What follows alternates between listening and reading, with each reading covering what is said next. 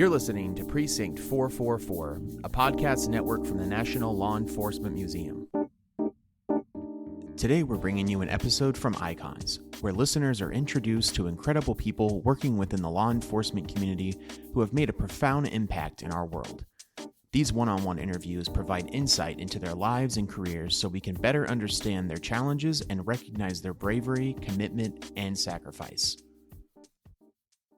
On this episode of Icons, guest host Madison Scott is joined by her father, Doug Scott, a retired criminal justice instructor and law enforcement officer who worked as an instructor and department chair for Durham Technical Community College and the Durham County Sheriff's Office.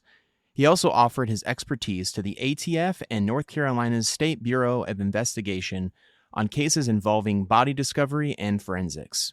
Madison and Doug discuss his career in law enforcement and the effects it might have had on the family.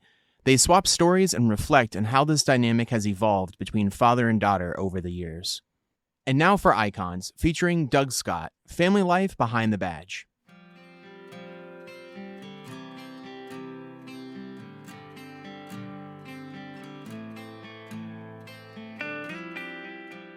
Hi, Dad. Welcome.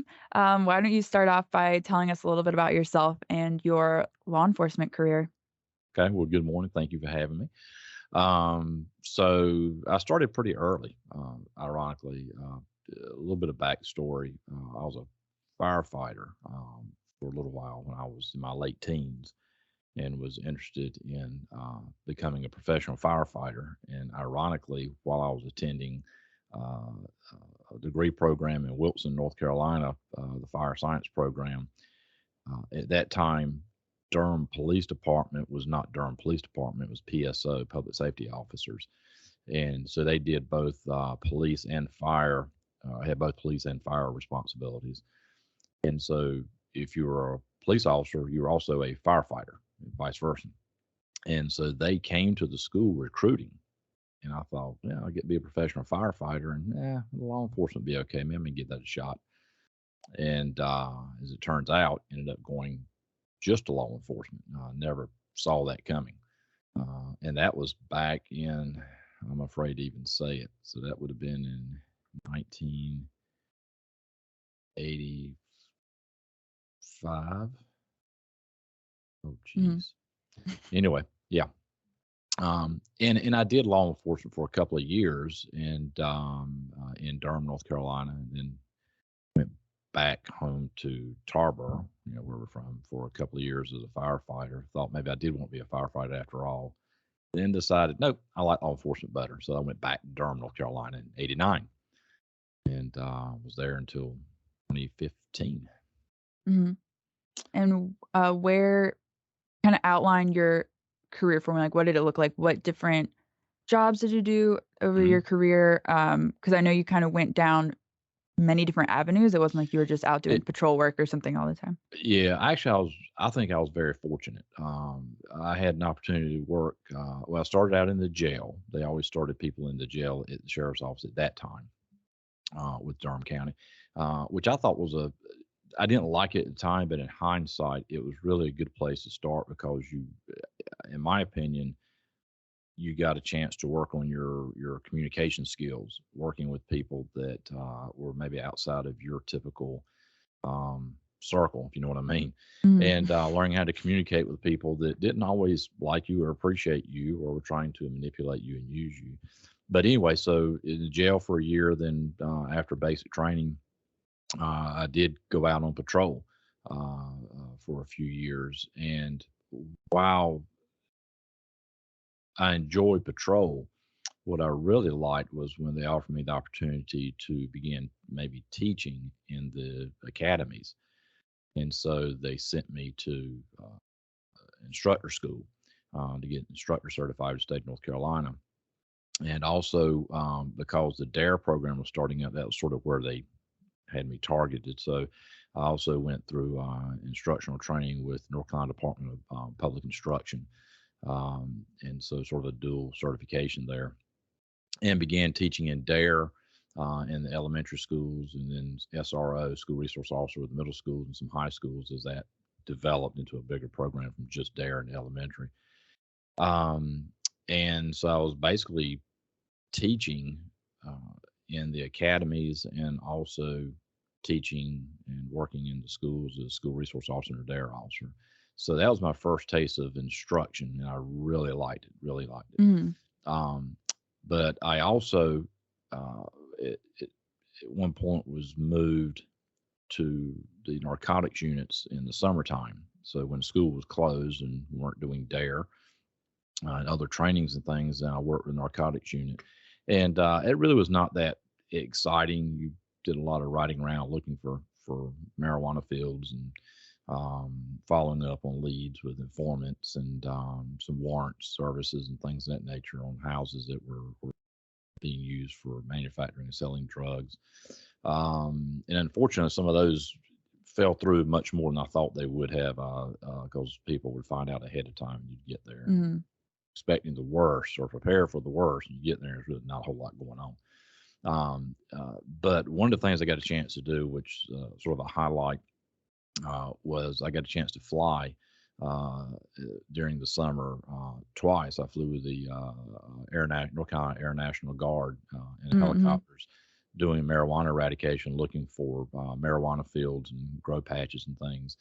And I also had a chance to fly with the North Carolina State Bureau of Investigation with their fixed wing aircraft doing the same thing. And so that was pretty cool. Then I ended up getting moved to a special ops unit, which we did anything from filling in for other patrol units while they were in training or they were short of manpower to specialized surveillance and training and things of that nature. And back on patrol for a period of time. And then eventually decided I liked instructing so much that I applied with the college there in Durham. Mm-hmm. Up there. So ended up at Durham Tech as the as a program director for the criminal justice program, and was hired there to do forensics courses specifically because it was a brand new campus, and they had spent quite a bit of money building a criminalistics lab. And while I'd only had a little bit of exposure to it, it was outside of my wheelhouse, but I became very excited and interested in it quickly. Mm-hmm. And so I started finding schools to go to. IPTM down here in Florida. I went to a couple of schools down here, University of North Georgia, um, uh, and developing this lab. And it was interesting that when I first went into that lab, it was nothing but just a lab. I think Mm-hmm. the previous program director had purchased like a middle school science kit. Yeah. It was like a paper box with rubber bands and candles and balloons and rubber gloves, and Mm-hmm. it was like, okay, really, what are we going to do with this? Right. And within just a couple of years, I had that place up and running, was training people from the State Bureau of Investigation, from local law enforcement agencies, medical examiners' offices, NCIS.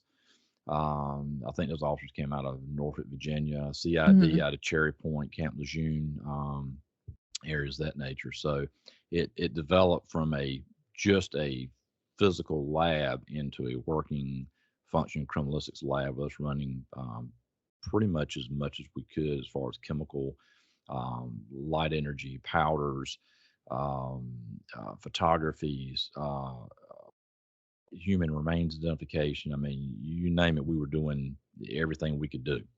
So ironically, I was at the school full time at that. I'd left the sheriff's office full time and was there at the college in a full time position as ultimately the department chair.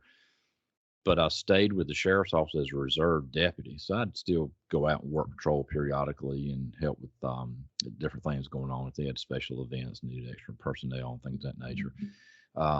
But because of my focus in the forensics field and the contacts I made, it didn't take that long before inevitably I was getting calls from around the state. Hey, we found human remains, or we think these may be human remains, or we've got a site we want to serve a warrant on. We're looking for a clandestine grave where we think this lady was killed and buried. whatever. And so I was started traveling to other locations, working in other jurisdictions, and of course locally too, there with Durham Police Department as well as Durham County Sheriff's Office, um, on different cases, and eventually sort of really evolved into a forensic anthropology, forensic archaeology type focus Hmm. on a lot of these. So collecting human remains that were above ground, archaeological digs, if you will, excavating remains that were below ground. So you did a lot in your career. And I Sorry, a just little thinking, long-winded there. no. That's perfect. But as soon as you mentioned Durham Tech, I just immediately remember like growing up when I was especially in elementary school, because my elementary school was right next to Durham Tech, Yeah, just literally right next door. Um, I spent a lot of time in the lab, you did. um, before or after school, going there and just sitting in there and doing homework. We would do experiments sometimes in there, like you and I remember, um, You and like the Danielle, remember y'all did the blood spatter for yeah, the our 5th grade, math fair project on yeah, and blood y'all spatter. won. Y'all did Yeah, we great. did, which again, I think very much ties into how your career kinda shaped me growing up. Like what Sorry, 5th babe. grader what 5th grader chooses blood spatter as Ex- her 5th grade math fair project? And we went all the way to, like, states, oh, I that think, with it. was you did. Yeah. But you know what? That was just the beginning because when we got to high school, it really took a turn. Yeah, with the dead pigs. No, but oh, yeah, we'll get into that in, just a moment. Yeah. But, like, just thinking, like, Durham Tech, like, it was so fun, like, I don't remember exactly what the experiment was, but you would put, well, we did fingerprinting a lot. You Mhm, and I would mhm. do our fingerprints, and then the Yeah. magnet in the jar, I don't know why, it would make the whirlpool. That was, like, something Well, that I we think we did. were stirring some chemicals in the solution. It was a heater Mhm. stir. Yeah, and so we probably were stirring some solutions and then using those to maybe do some chemical processing or something. I may have been preparing it for a lab coming up the next day or two for my Mhm. students' class. Or who knows, maybe I was just trying to keep you entertained for a little while and mess around. So, No, but definitely a lot of time was spent at Durham Tech in the lab. mhm, Um, but you're right. I think seeing what you did growing up shaped just some of my interests mhm. and things like that. So, yeah, thinking from blood spatter in 5th grade for my project to which I remember one of the judges asking, "Is this real blood?" And I was like, "It's horse's blood. That's what we wasn't it? That's It what we was, used." yeah, it was horse It blood. was That's right. real. It wasn't Yeah, human. yeah. And then going into freshman year of high school, the biology project, we could kind of choose what we wanted to do. And you were like, "You wanna do dead pigs? Like, look at how the decaying process is," and I was like, "Yeah, how are we gonna make this happen?" You're like, "Let's go." I don't know Go get some how dead pigs. yeah. Well, but remember, it was like, if I'm remembering correctly, um, the school offered, hey, you can do a banana peel in a plastic bag. You had to come up Mhm. with some sort of hypothesis of what was going to happen, and maybe you could change, you have a control and a test banana peel or whatever. And Right, it's like, right. banana peels, really? Are you serious? We can do better than that, babe. Get in the car, wear some old clothes, and we're going over to North Carolina State University to the swine research facility and go see a friend of mine, and we'll get 3 pigs and do those instead. And Mhm. I think yours, we had the cages because I used them to put over the pigs for the workshops that I taught, so that the animals, scavengers wouldn't get to them and pull them up. Mhm. So I think we put out 3 total, didn't We we? did, yeah. Yeah. And if I remember correctly, your thought was, well, what if we spray? I don't know where you came up with this, but Windex. Yeah, well, I was like, So put a cleaning product on it, yeah, see how that impacts, like, the decaying process and how right. bugs are Or attracted to insect. it. That's right. That's Right, right. right. Um And then I remember we also had to let the neighbors know that if they smelled anything decaying for those couple weeks, don't worry about it. It was a controlled experiment Yep. down in the woods that we were Yep. doing. Um, yeah, I no, it Yeah, I got to tell you though, it's funny. I think I probably told you this, and you probably would have died if you'd have seen it how many times I used it. But you remember I took a photograph of you holding one of the dead oh, pigs, yeah. and that was the intro slide on my PowerPoint for my forensic entomology section in the courses I would teach. That's embarrassing. I loved it. I loved it. The look on your face. But anyway, you were Well, excited. it was. I'm sure I got an A on that project. I don't really remember You did.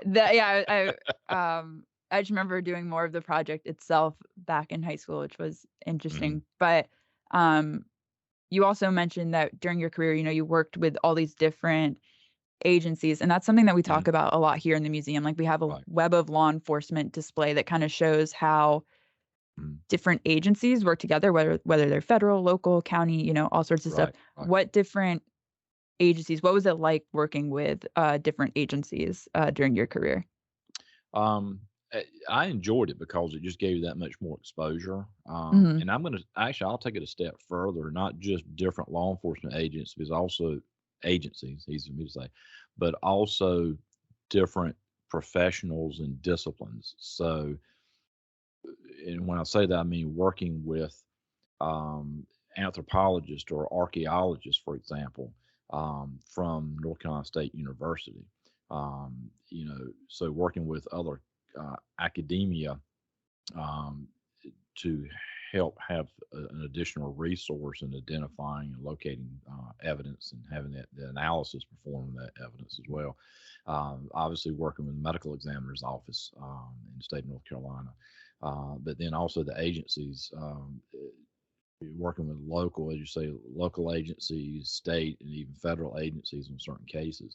Um, so, to me, every opportunity I got to work with somebody new and different Mhm. was an opportunity to add to the um, we'll call it a friends list for lack of words, resources, um, and we all learn from one another. I learn more about what they're doing. They learn more about what I'm doing. There's a lot of camaraderie in these processes, especially considering what you're doing. A little humor involved, but also very serious about getting the job done and getting it done well or to the best of our abilities. Um, and then you had these resources you could call on later. I could pick up the phone or email somebody and say, "Hey, what about this? Or have you considered this? Or how can I help you?" Mhm. So we all worked close together, even though a lot of times we went into it only knowing one or two of us. Like if I went down to another county, so the local sheriff's office there worked closely with the State Bureau of Investigation agents that are assigned to their county. I didn't know them. I may have gone in only knowing one or two of the sheriff's deputies there because I'd worked with them in something before. But then I would get introduced to these other representatives from other agencies, and it was like sort of like a brotherhood, or brother and Mhm. sisterhood, I should say. And it was definitely highlights of my career because it's fond memories, if Mhm. that's okay to say, I guess. Of looking for human remains. These are good people, um, and they worked hard. They put a lot of hours and a lot of sweat into the things that we did. Speaking of human remains, you got to do a lot of work with Dr. Bill Bass, which I just remember you being very excited about because he's Oh, geez, yeah. definitely a leader in the field. Mhm. Can you tell me a little bit kind of about how you got to do that, how that opportunity kind of came about? Because I know you went to the body farm many times. Um, Yeah, yeah, what was that like? it was really kind of a fluke that I ended up meeting Dr. Bass. So a mutual friend of ours, um, Barbie, Mhm. the art teacher from fifth grade, ironically, well, elementary school, who we were friends with.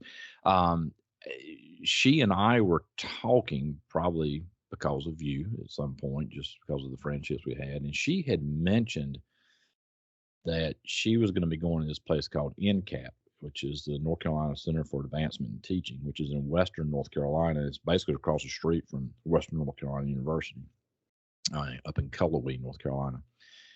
And she was going to be going there for some classes or to take a class or something. And she said, "Hey, they have on their schedule this forensics in the classroom or whatever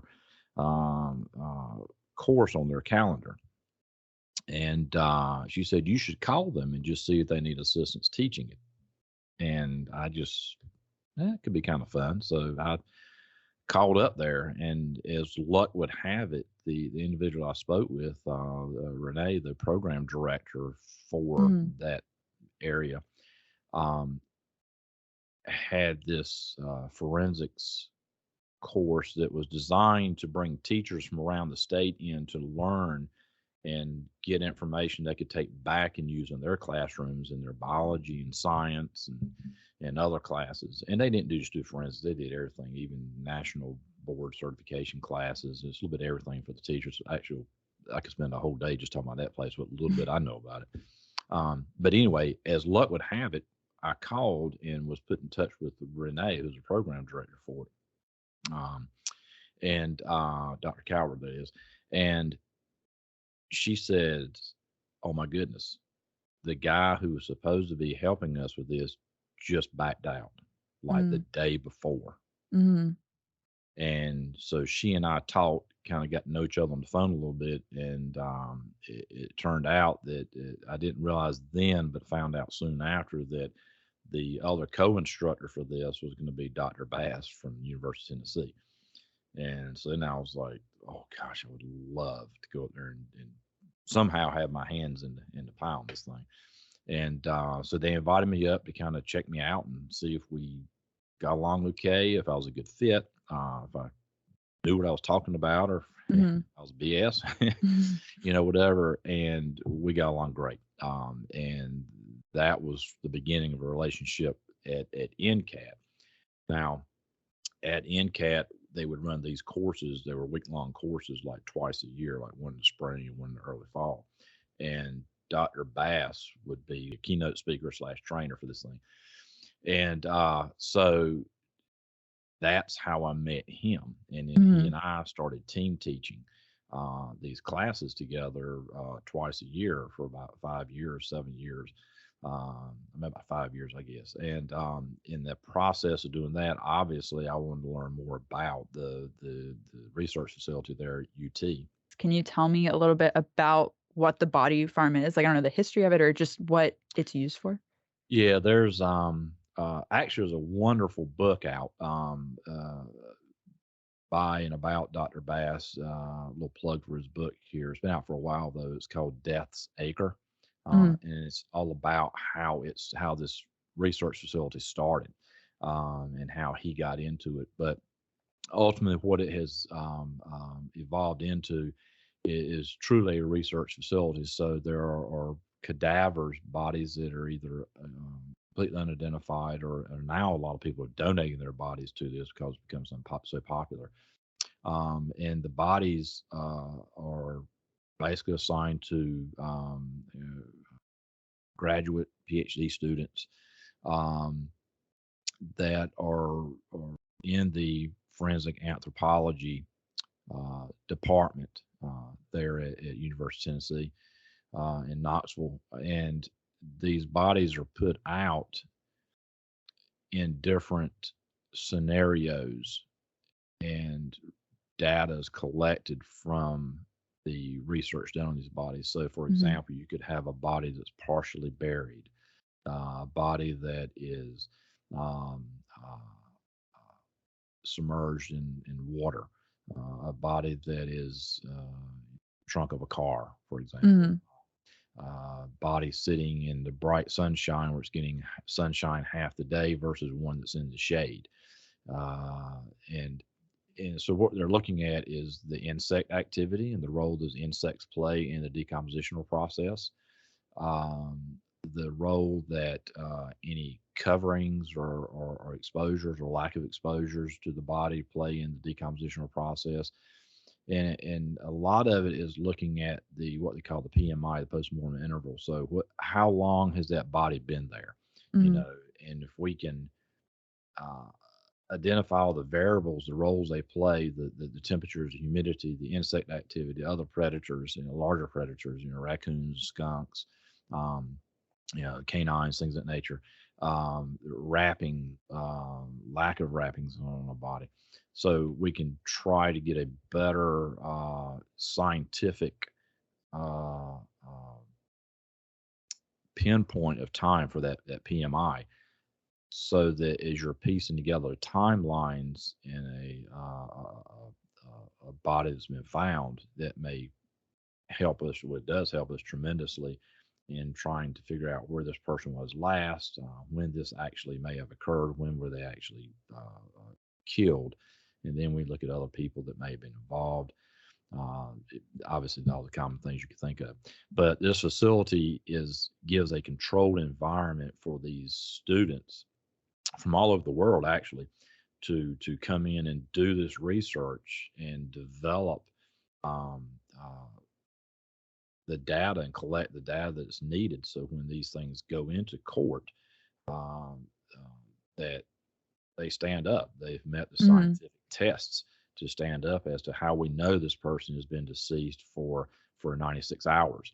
You know, looking at anything from botany to um, entomology to whatever it may be. You know, archaeology, things of that nature. So it really, even though there are more of these body farms, as it was coined, have developed over the years, this was the first. Hmm. And started out, I believe, kind of going back, I believe it started out with like one or two bodies that Dr. Bass used in sort of a chain link fence caged area, to now easily 30 bodies, Hmm. 30 or 40 bodies out at one time. So um, That's fascinating. Gross, but fascinating. Very important for the field. well, what's interesting, I will tell you this, it's not what you think it is. Hmm. It's a very reverent place. Hmm. Um, it is not. It's not a place you go in laughing and joking and cutting up. Uh, it does not smell horrific like you would assume that it would. There's not, hundreds of buzzards flying over the wooded area where this is located on a regular basis. There's not a lot of animals over the fence and in there Hmm. scavenging the bodies. It's it's just, you just kind of have to see it, Hmm. um, but it's a much needed, um, has been, and I think will continue to be a much needed research opportunity. So I got to know them and become friends with them, and then so I went to their house a couple of times, and then also just met Dr. Bass at the facility itself over in Tennessee, and he would basically kind of just let me in and just say, hey, just lock up when you're done or whatever. And once in a while, Hmm. there'll be a couple of times I was in there. There was a few other live people in there. There was other researchers in there. In fact, I ran into a young lady. She was with her professor from the UK, and Hmm. they were doing some entomology experiments with bodies in trash cans. And so it was interesting to see what they were doing and talk to them and get to know about their research, but also just to wander around and see the different research um, uh, locations at the body farm and what was being done and what sort of the progressions were. And it was also an excellent opportunity for me to photograph things with Dr. Bass's permission, obviously, to use that in my continuing teaching seminars and workshops and things. So it gave me additional, even though they're somewhat staged, it gave me additional Hmm. uh, visual material to use to help explain to the students when you're looking at fresh decomp, early onset insect infestation, uh, to bloating, to black putrefaction, all these different stages, skeletonization and so forth of the body. So it gave them the visuals. Hmm. I I remember your excitement getting to go to the Yes. body farm and work with Dr. Bass because he's just Mhm. so influential in Oh, that yes. field. I mean, everyone knows his name. Hmm. Um, and you did get to take all these photographs and things like that, kind of in a way almost conducting your own research that you would get to use later on Mhm. when teaching. And I remember when you would come home from these trips to the body farm, you'd be so excited to show mom and I the photographs of these Which is decaying just what y'all bodies. wanted to see. Exactly. We're like, okay, great. Um, so you'd like hook up your camera to the television so we could have it like blown up. Mhm. And you would like take us through all these photos of these different decaying bodies and be like, now look at the skin slippage on this one and how this is happening. And here you can see the bloating on this stomach. And you would like go through every picture in detail and explain these uh, the scenarios that the bodies were put in, all this stuff. Mhm. And um, I remember at one point you accidentally set those photos as our screensaver on our computer. Yeah. So on the home computer, but they were mixed in with baby photos of me. So it would be like, little Madison's first dance recital, Mhm. Madison ice skating for the first time, and then would pop up a picture of a decaying body out in the woods. And then it would go back to a family photo from the beach and then another decaying body. And we kept it like that for a while because it's dark humor, but we kind of thought it Yeah. was funny. And then when I would have friends come over, it was like, Oh my okay, gosh. We gotta turn that's the traumatizing. We have to take that Yeah, we down. gotta turn the People screen aren't off. Yeah.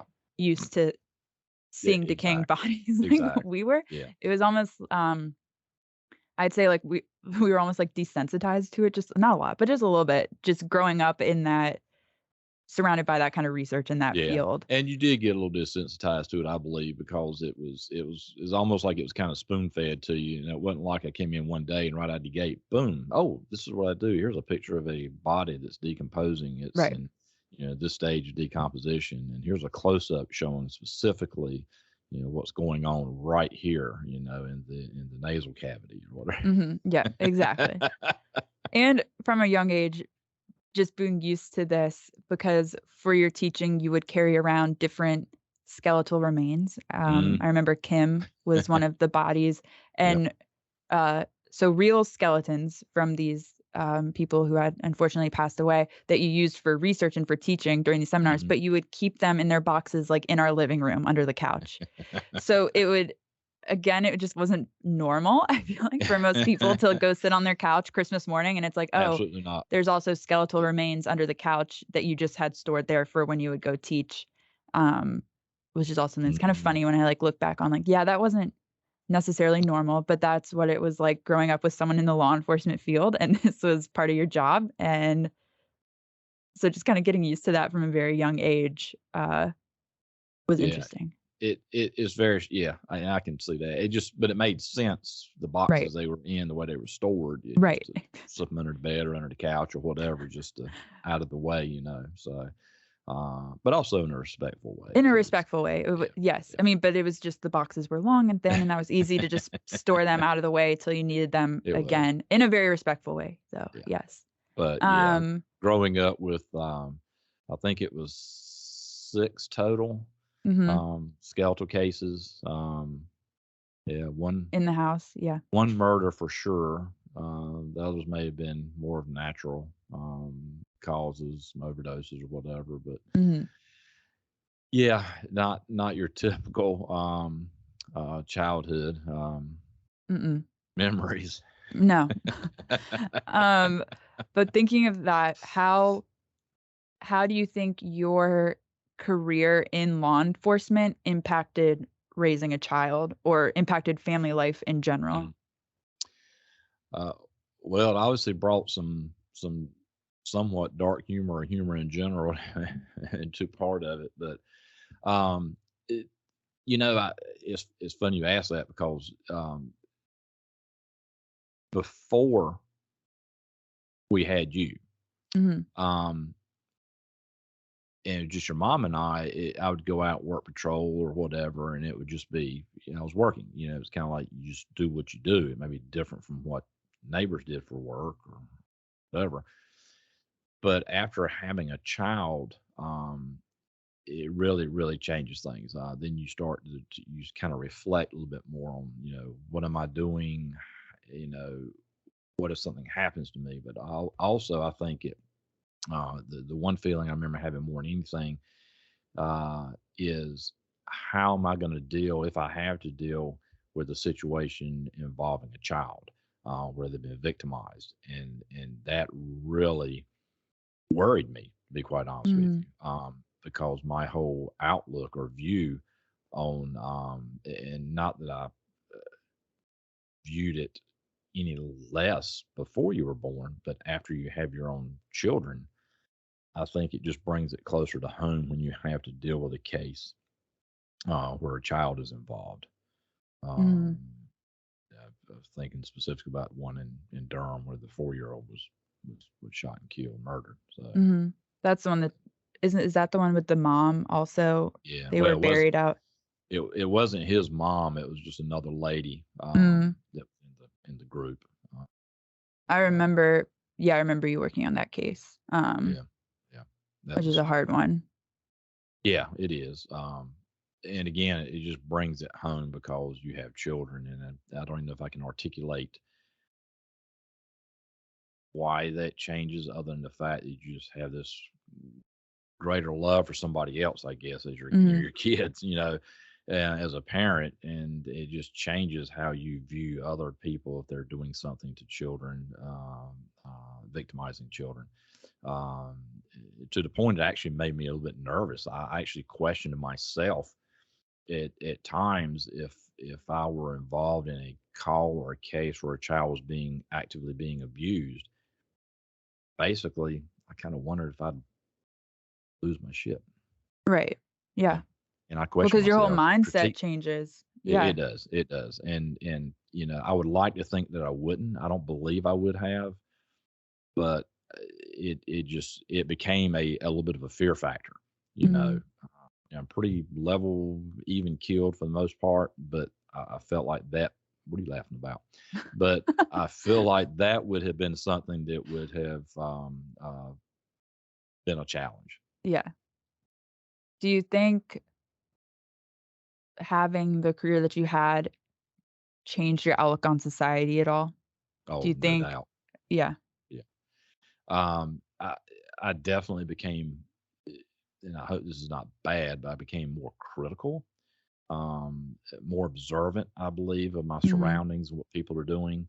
Um, Again, it's an interesting question because I remember when I first went into law enforcement, I would see something going on, and instead of being as critical as I should have been, and maybe looked into it more, I would dismiss it. Oh, they're probably just turning that driveway to back up and turn around. People do it all the time, Mhm. and in hindsight, it's like maybe they were getting ready to go to that house to break into it, and they saw me, and now they are turning around. Maybe I should have followed them a little bit and just kind of see, been a little more curious and taken that initiative. But I definitely think even today, I look at people in general a little bit closer. If I see anything that's a little kinky at all, it Mhm. it puts me right back in that mode. And in fact, I'll give you an example. This just happened this past weekend. In fact, I think I was talking to you on the phone when this happened. Lynette and I had gone to get lunch, and we were sitting out off of a backcountry road, dirt road, uh, just looking at nature, the cows and the pastures and stuff, and Mhm. and eating a sandwich before we went back to do some work. Well, just before we had gotten to where we stopped to eat lunch, there was a sharp corner, a curve in the little dirt road there. Something caught my eye, and it was something that was decomposing, Mm. and it didn't have Ew. hair on it, and it only got a split second look at it, but I was like, okay, is that a pig, a large boar, or something that's Mhm. decomposing, or is somebody? This is a perfect place. Is somebody dumped a body down here? So I was talking to you on the phone, and I think when we hung up, I told her, I said, hey, back up about 100 yards. Where that sharp curve is behind us. I don't look at something.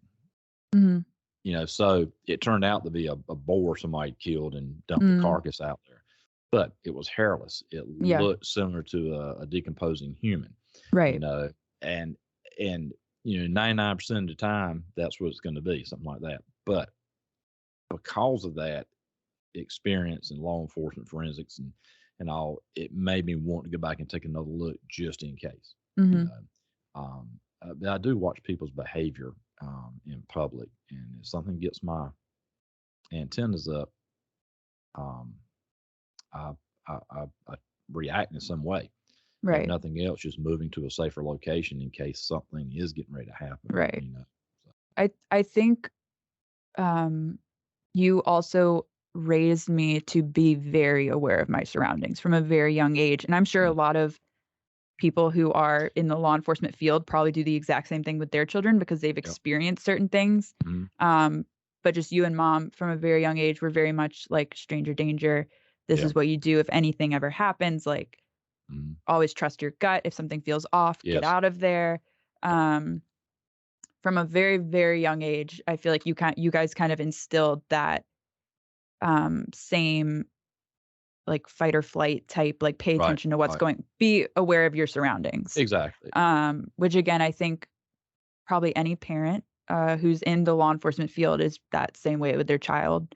Um, I would think so. I'm sure yeah. your other friends, Chandler and all them, if you know, Hmm. probably had the same experience with their parents being in law enforcement Hmm. and all. But yeah, and that's what I usually tell people too. You just got to be aware of your surroundings because the vast majority of things that people get into and become a victim is because, and I don't mean to make this sound terrible, they allowed themselves to get into a situation which could have been avoided if they'd just paid a little bit more of attention of the guy Hmm. standing in the parking lot of the car driving slowly through the parking lot or something just looks out of place. And you're exactly right. If you see it, go with that gut feeling. I mean, if you're wrong, no harm, no foul. But if Hmm. you're right, it could be a difference between injury or your life. What do you think is probably on a more positive note, or I guess this could also, I don't know, it could go either way, but what is one of your most memorable experiences from any time during your law enforcement career? Hmm. Oh, geez. Yeah, I get asked that quite a bit actually from people from time to time. And sometimes it's hard to put it in a category. There's so many things that flash through the little car Hmm. catalog just flipping right now in my mind. Or if you have Um, a few also that are yeah. kind of coming to mind. Well, I mean, there were certain times of of fear. I thinking specifically on patrol one night and just went down to a boat ramp out in the county that um, was is a dirt boat ramp, and it wouldn't be too unusual to find somebody down there drinking or smoking pot or whatever. And this particular night, it was I was like 1 or 2 in the morning, and there was a car sitting down there, and I pulled up behind. They were just sort of sitting in the middle of the little turnaround parking area for the ramp, and so I called out the tags and description of the vehicle and how many occupants appeared to be in it, from what I could see. And so I approached the vehicle, and when I got up to the vehicle, there was 2 guys sitting in it, driver and passenger sides, and there was a double-edged like dagger, decorative dagger sitting on the dashboard. Mhm. There was a handgun sitting on the console, and a 12 gauge short barrel 12 gauge shotgun sitting between the two of them. It's kind of wedged in the console between the maybe the driver's right leg and the console. So as you can imagine, the pucker factor went up tremendously at that point. Mhm. And also at that point, at the sheriff's office, there was only 2 of us, 2 patrol deputies working in the north part of the county at the time. Obviously, it was HP was out and about doing their thing. We usually had a sergeant or lieutenant that kind of floated. So my nearest backup was 10 minutes away. And so that was a little nerve wracking, so to speak. As it turns out, everything was legit. Shotgun was within legal length. Mhm. The handgun was registered to the guy. They were of age. They were just good friends. One of them just had a breakup with his girlfriend. He just wanted to sit and talk and with his friend, and they just had the weapons with them because they knew they were going to be out in the middle of nowhere in the country, sitting there hanging out, talking, and just they wanted something for their protection from Mhm. whatever that might have been. I don't know, but yeah. There was the one time we got a call of some sort of an assault that was taking place.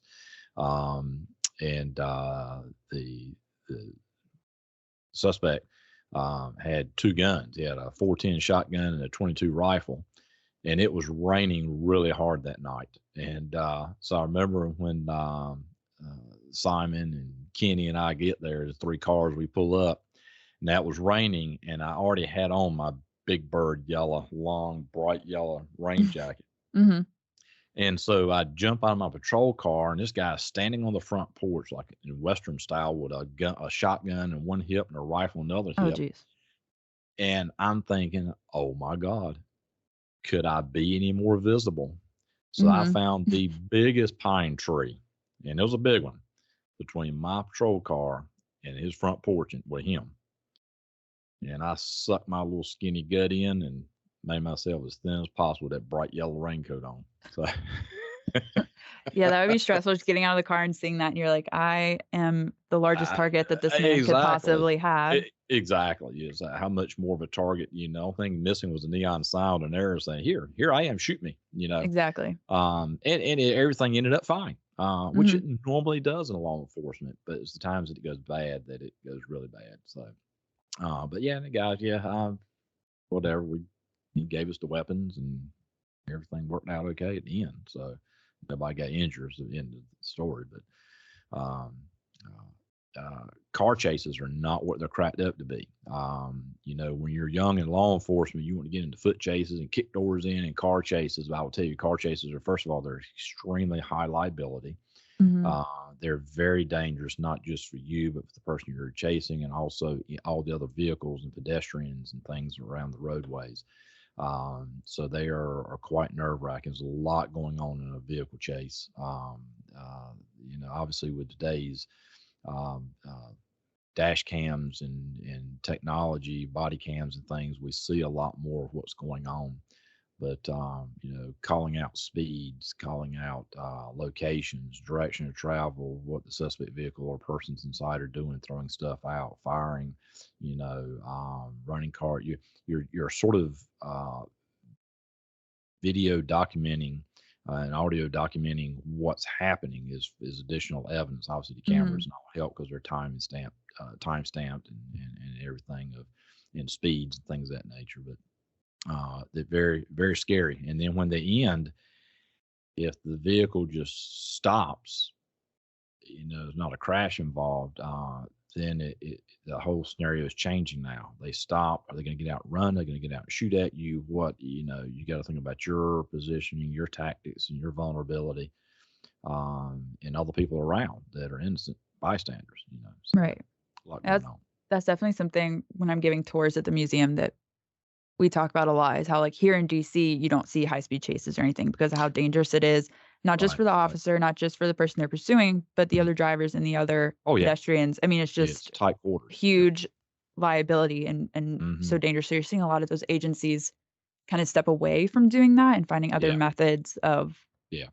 pursuing these individuals. Now, was there ever a time that you kept some of the stories and some of the dangers of the job to yourself in an effort to not alarm your family? Like, you were like, this is something I just need to compartmentalize, and it might stress my family out, so I'm not going to tell them about what I saw at work today, or something like that.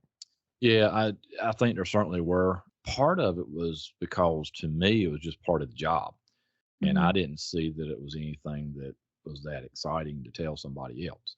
Um, but if I really stopped and analyzed what was going on, I was like, yeah, that was kind of a dangerous situation. That could have been bad. Um, I don't recall if I ever say anything to.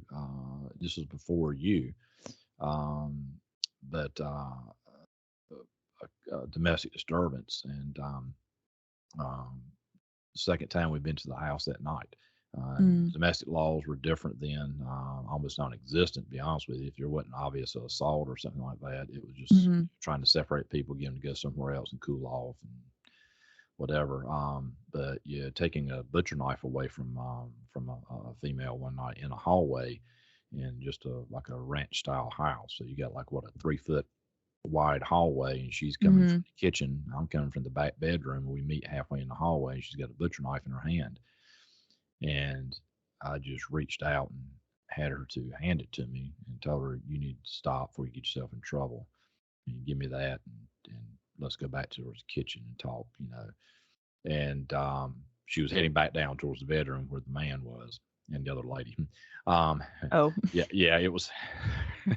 a hairy situation.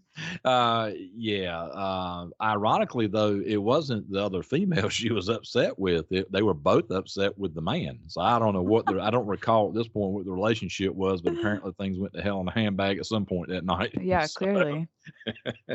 looking back, it's like, she handed me the knife. When we went in the kitchen, I put it way up on top of like a china cabinet or something, over the inside of the top molding of the china cabinet. Not there weren't other knives in there, but again, looking back, she could have easily, before I could have drawn my weapon, she could have cut my hand, stabbed me in the stomach or the chest, or somehow disabled me.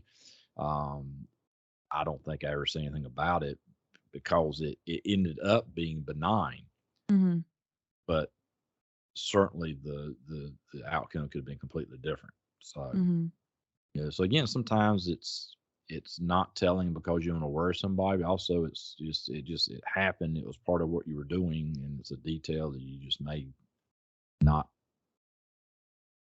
share. Right. And I But think a part of it too is just some of the stuff that you probably saw, especially thinking like when you'd have to go out and look for bodies or something like that, like thinking of the case with the 4-year-old boy yeah, that you mentioned earlier. There's parts of that that you just have to put away. I think that's a major part of the job it is is. just compartmentalizing the hard stuff because Yeah, at the end of the day, you do have to go home to your family that's right. And be and normal. normal. Yep. Yeah, and I think Yep. that's something that I wish the community in general talked about more was like the mental health and wellness of officers because some of the stuff that you guys, have to see and then put it away to go home to your kid's basketball game or something like that and be normal and nothing happened. Yeah, And and they don't um, realize that you just got through doing something. yeah. It's basically traumatic. You just may not realize it yet. hmm It may be days, weeks, months, years before it hits you that, holy cow, I can't believe that happened then. And I think more agencies are responding to that. hmm Certainly not as much as maybe they I won't say could or should, but it'd be nice to see more of it. Maybe that's the best way to put hmm it. But I do think that more agencies are involving therapists and hmm other outlets and resources for their officers, especially if they've been involved in sort of an obvious traumatic experience, and maybe in a crash and in a shootout, where they've been shot or they've shot somebody else. And even as an officer, those things are even as part of your job, they're still hmm traumatic, you know. Yeah. Uh, so yeah, there are things you just don't talk about, but at the same time, you don't let them ruin your day or your hmm life, or rule maybe is a better way to say, who you are, or dictate who you are, and what you do. So, but Right. again, I think that all plays a role. Going back to the discussion we had earlier about looking at people a little more critically, uh, hmm and what's going on. I don't everybody I meet that's a stranger or even a friend, I don't look at them as being a liar or anything like that. But in general, when I'm out in public, I'm just more critical of what people are doing. You know, Well, now you've retired from law enforcement. You've stepped away from that job. What are you doing now that you've retired? Partly wishing I was still doing it, to be honest with you.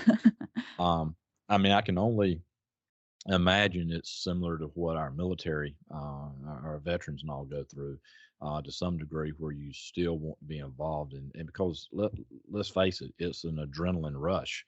Not all the time.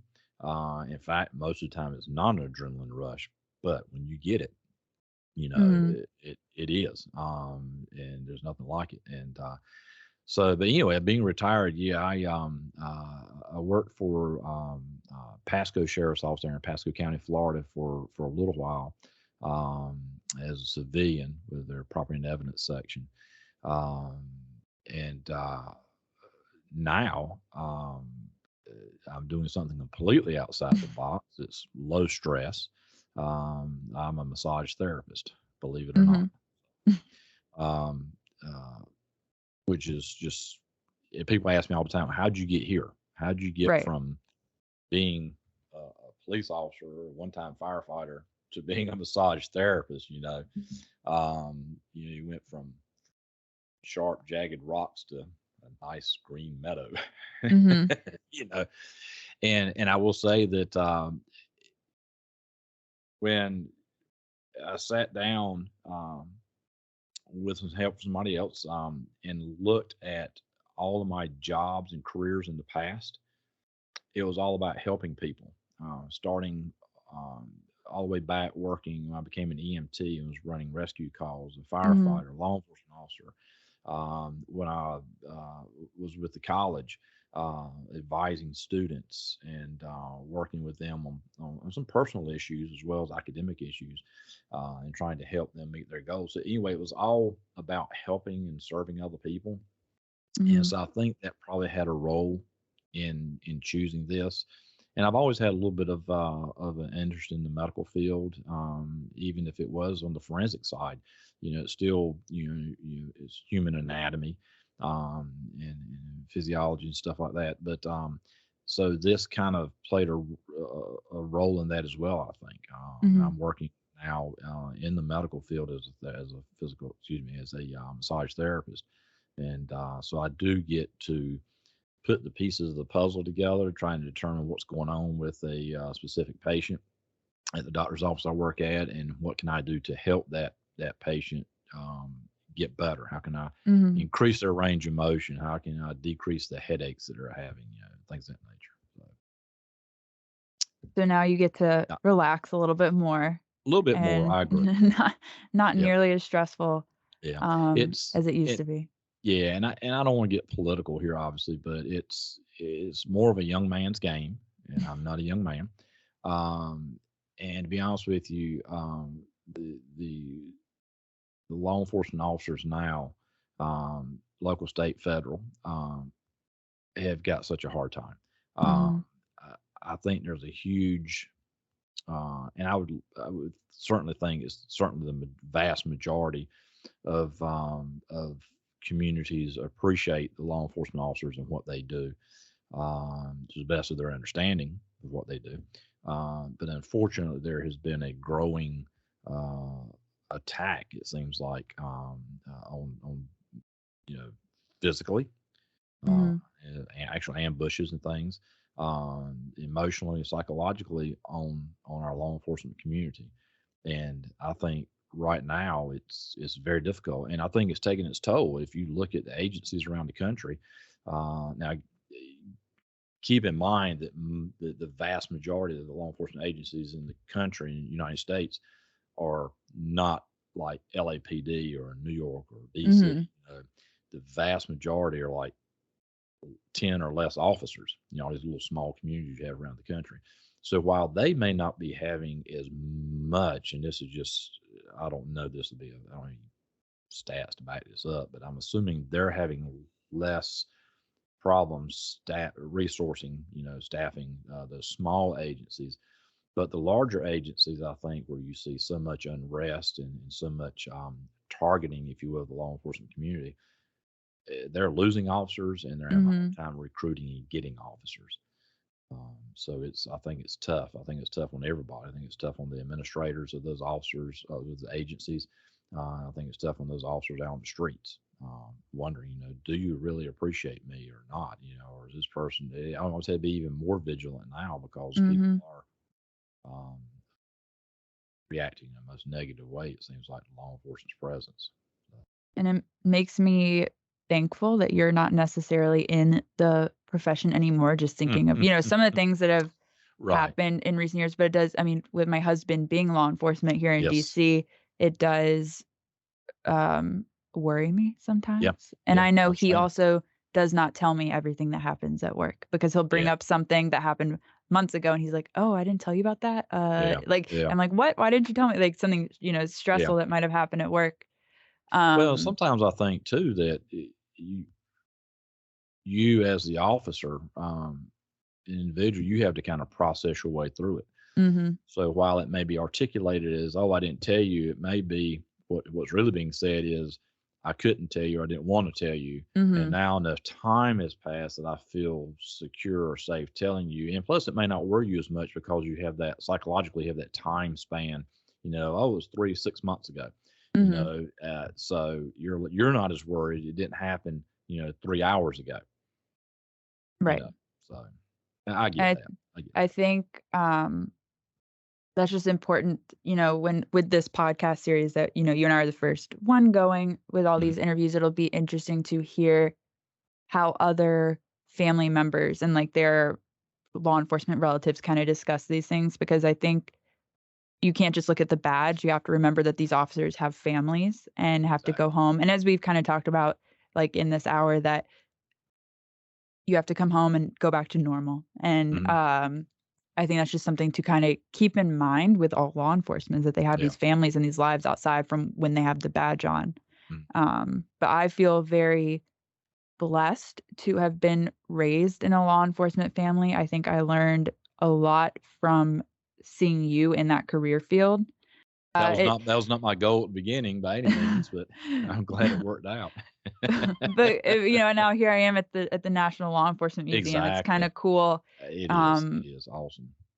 it's so fun getting to share my experiences coming Mhm. from a law enforcement family with our visitors. Most of our visitors are law enforcement, so kind of building that Yeah.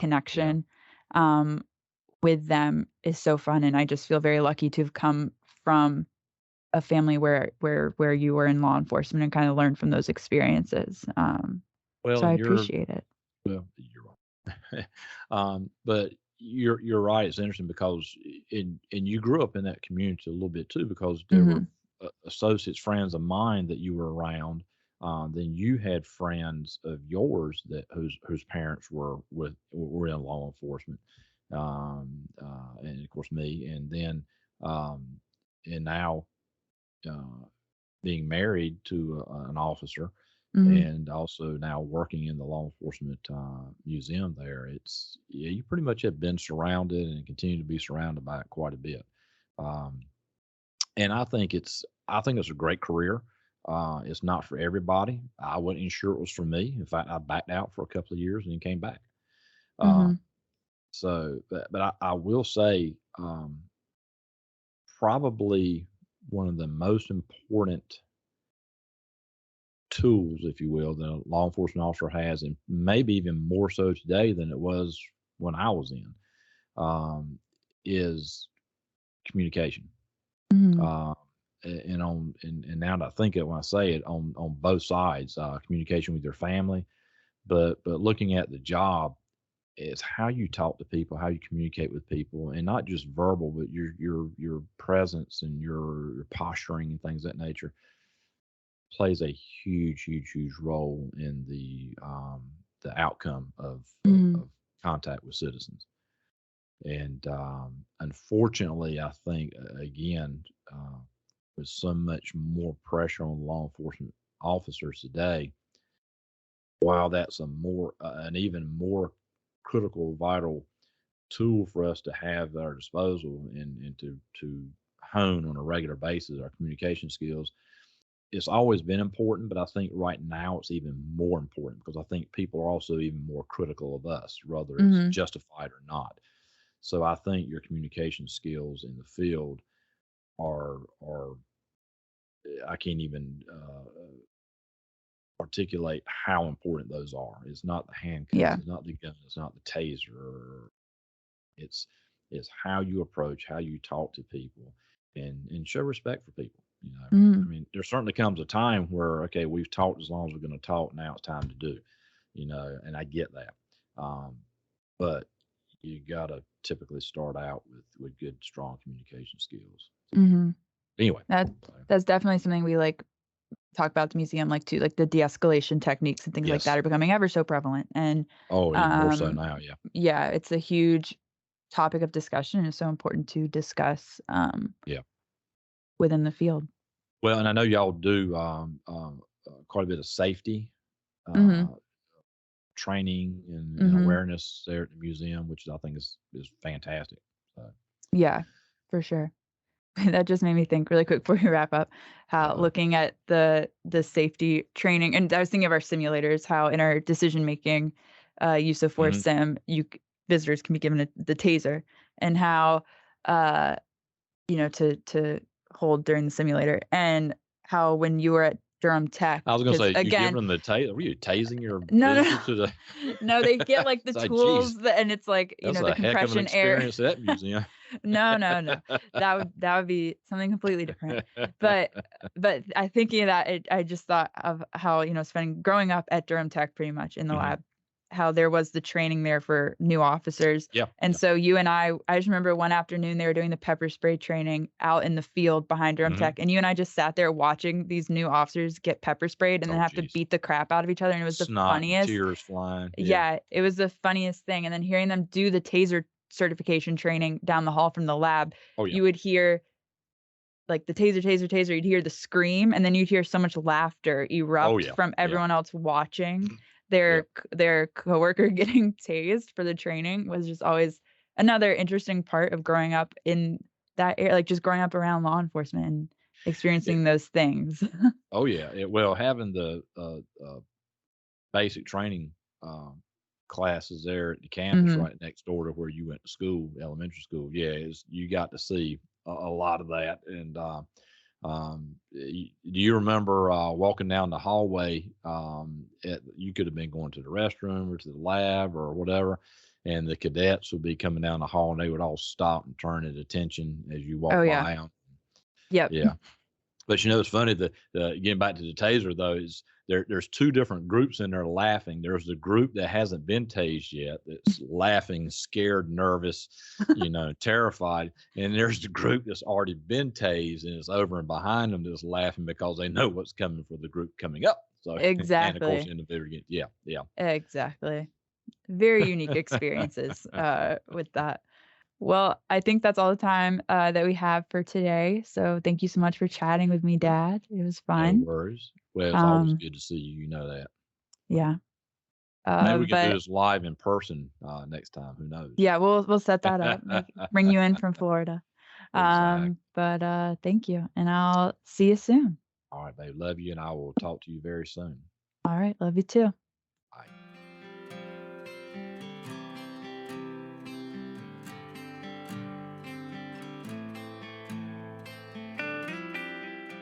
Thank you for listening to this edition of Icons featuring Doug Scott and guest host Madison Scott, the museum's manager of volunteer services.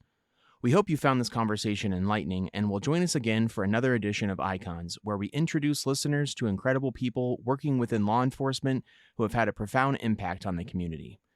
These one-on-one interviews provide insight into their lives and careers so we can better understand their challenges and recognize their bravery, commitment, and sacrifice. Please subscribe to Precinct 444 on your favorite podcasting platform to stay connected and to receive our latest content as soon as it drops. We would love to hear from you. Send in your questions, comments, and feedback to precinct444@nleomf.org. You can help us make our content even better. The National Law Enforcement Museum is located at 444 East Street Northwest in Washington, D.C., and is dedicated to telling the story of American law enforcement. We expand and enrich the relationship between law enforcement and the community through educational journeys, immersive exhibitions, and insightful programs. Find us online at lawenforcementmuseum.org and stay tuned for more podcast content from Precinct 444. Until next time, stay safe. We'll see you at the precinct.